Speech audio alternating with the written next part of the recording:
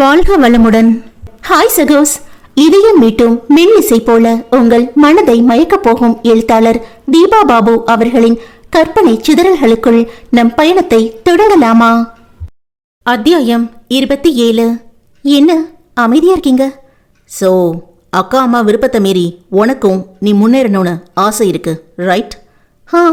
ஆமா. சின்ன வயசுல எதுவும் பெருசா தெரிஞ்சதில்ல.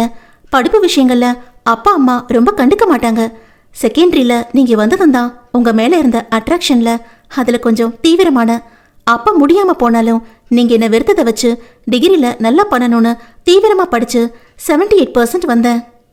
அட லூசே, அதை நான் உன்னை வெறுத்தேன் மீனிங் இல்லடி.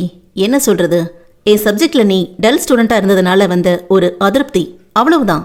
பட் அதுவுமே தப்பு. அப்படி முகத்தை காண்பிச்சிருக்க கூடாது.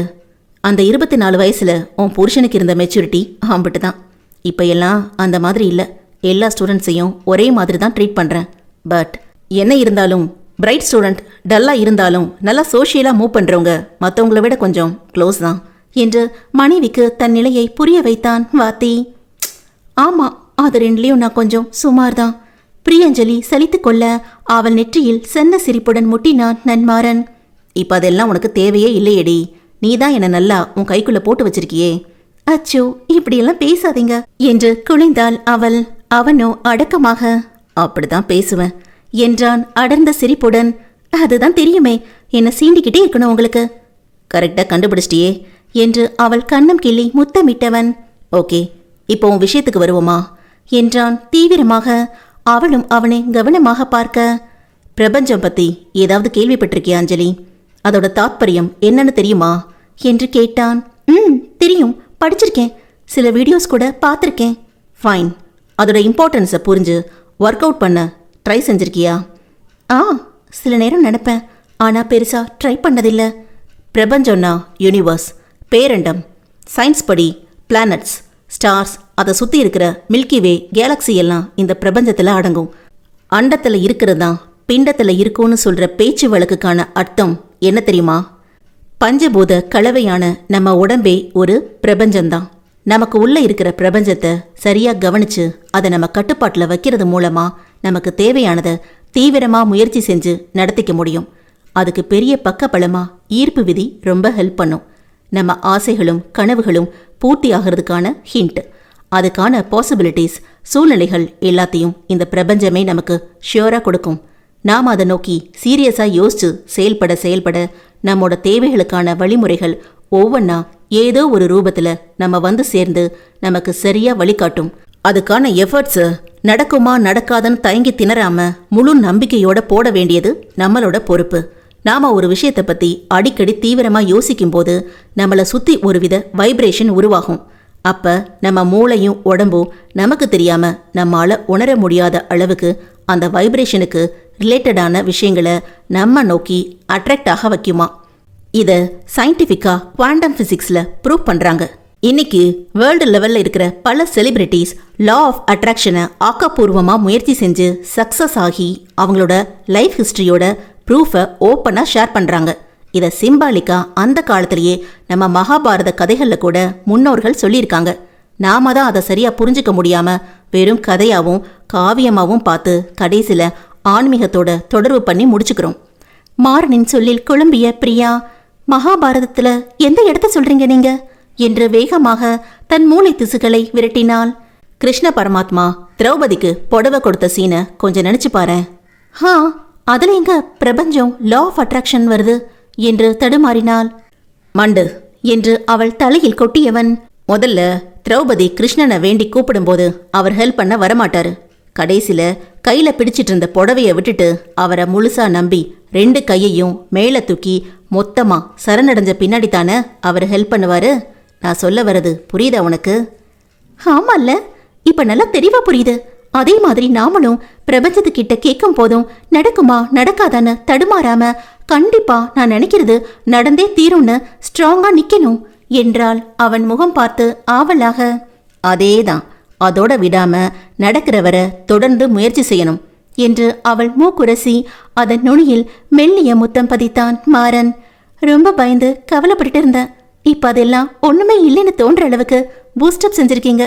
உண்மையிலேயே நீங்க சூப்பர் டீச்சர் தான் என்று சிரித்தாள். இதெல்லாம் இத்தனை வருஷ அனுபவத்துல புரிஞ்சது, தெரிஞ்சுக்கிட்டது.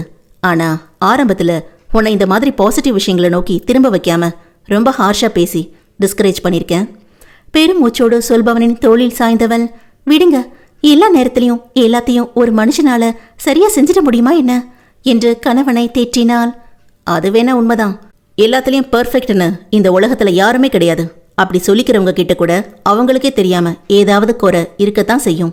அருகில் இருந்த மாறனின் அலைபேசி ஒலி எழுப்ப அதனிடம் பார்வையை திருப்பியவன் கோதை என தெரியவும் அழைப்பை ஏற்றான். இன்னுமாடா மாடியில் இருக்கீங்க? டின்னர் டைம் ஆச்சு, கீழே வாங்க. அவன் நேரமா சாப்பிட்டாதான் ஜீரணமாகி படுக்க சரியா இருக்கும். இதோ 5 மினிட்ஸ்ல வந்துடுறேம்மா என முடித்துவிட்டு மனைவியிடம் திரும்பினான். அஞ்சலி, நான் எவ்வளோ தூரம் உனக்கு அட்வைஸ் தந்தாலும் எனக்குள்ள ஒரு யோசனை இருக்கு. நீயும் உன்னோட ஒப்பீனியனை சொல்லு. என்னது என குழப்பத்துடன் ஏறிட்டான். இப்போ நீ கேரிங்கா இருக்க. இந்த நேரத்துல நம்ம பேபிக்கான விஷயங்களை நம்ம யூனிவர்ஸ் கிட்ட பேசலாமே. நீயும் ஸ்டடீஸ் எக்ஸாம்னு டென்ஷனை போட்டுக்காம மனசை ரிலாக்ஸா வச்சுக்க ஈஸியா இருக்கும். அப்புறம் 1 or 2 இயர்ஸ் கழிச்சு நீ ட்ரை பண்ணுவ. என்ன சொல்ற? என நெற்றியை சுருக்கியவளுக்கு சற்று முன் தன் கணவன் கூறிய விஷயங்கள் அனைத்தும் நெஞ்சில் அலைமோதியது. ஆமா, நீங்க சொல்றது போல எனக்குள்ள இருக்கிற வீக்கான விஷயங்களை பாசிட்டிவா மாத்தினாதான் பேபியும் ரொம்ப ஸ்ட்ராங் நேச்சரா ஃபார்ம் ஆவாங்க. அப்படியே பண்ணலாமா? தன்னிடம் நிமிர்ந்து ஆவலாய் கேட்பவளின் கன்னத்திடம் ஆசையாய் குனிந்தவனை தடுத்து, உங்க வாயிலிருந்து இப்போதைக்கு பேச்சு மட்டும்தான் வெளியில வரணும் என்று செல்ல கண்டிப்புடன் கூறினாள். சிரித்தவன், நீ எல்லாம் அவ்வளவு விவரம் என்று காதை திருகினான்.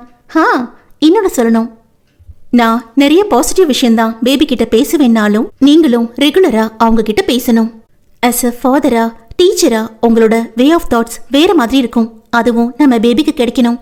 அவளின் கருத்தை தனக்குள் எடுத்துக்கொண்டவன், அதுக்கு என்ன, கண்டிப்பா செஞ்சிடலாம். சரி போவோமா என எழ முயன்றான். அவனை தடுத்தவள், அத்தை கிட்ட நீங்களே சொல்லிடுறீங்களா? அன்னிக்கிட்டையும் என்றால் அடுத்து அவசரமாக, ஓகே சொல்லிடுறேன். இதையெல்லாம் போட்டு குழப்பிக்காத, அவங்க புரிஞ்சுப்பாங்க என தலையசைத்தவள் அவனை தயக்கத்துடன் ஏறிட்டாள். இன்னும் என்னடி என்று சிரிப்புடன் அவள் முகம் பார்த்தான். அது இப்ப நான் சொன்னது எதுவும் அத்தா அன்னிக்கிட்ட நீங்க கேட்டுடக்கூடாது ப்ளீஸ். ஆரம்பத்துல ஒரு ஏமாற்றத்துல பேசியிருந்தாலும் அதையெல்லாம் மறந்து அப்புறமா என்ன நல்லா தானே நடத்துறாங்க. அம்மா கிட்ட கூட அத்தை ரொம்ப மரியாதையத்தான் வீட்டுக்கு வந்தா கவனிச்சுக்கிறாங்க. அவன் மனதில் வேறொரு நினைப்பு இருந்தாலும் அவளின் நிம்மதிக்காக ஓகே என்று சுலபமாக முடித்து பெண்ணின் முகத்தை மலர செய்தான். இந்த பக்கம் எதுக்குடா வர்ற? அக்காவை வர சொல்லியிருக்கேன், பேசிட்டு போயிடலாம். பூங்கோதை கேட்ட கேள்விக்கு மகன் அளித்த பதிலில் இன்னமும் தான் அவருடைய குழப்பம் அதிகரித்திருந்தது. மதிய உணவு நேரத்தில் அழைத்திருந்தவன், மா நான் இன்னைக்கு சீக்கிரம் வீட்டுக்கு வரேன், நீங்க ஆட்டோவை வர வேணான்னு சொல்லிடுங்க, நான் வந்து பிக்கப் பண்ணிக்கிறேன் என்று சொல்லி இருந்தது போலவே பள்ளி முடிந்து இவர் வெளிவரும் நேரம் வாசலில் தயாராக காத்திருந்தான் நன்மாறன். ஒரு பூங்காவின் முன் இவன் வாகனத்தை நிறுத்த சற்று தள்ளி தனது 2 சக்கர வண்டியோடு நின்றிருந்தாள் ஆதினி. அக்காவும் வந்துட்டா போல என்றபடி இவன் கீழிறங்க மறுபுறம் கோதையும் இறங்கினார். மா என வியப்புடன் அன்னையிடம் வந்தவள், என்னம்மா செய்யறான் இவன் என்று விசாரித்தாள். எனக்கும் தான் ஒன்னும் புரியல என்று மகனின் முகம் பார்த்தார்.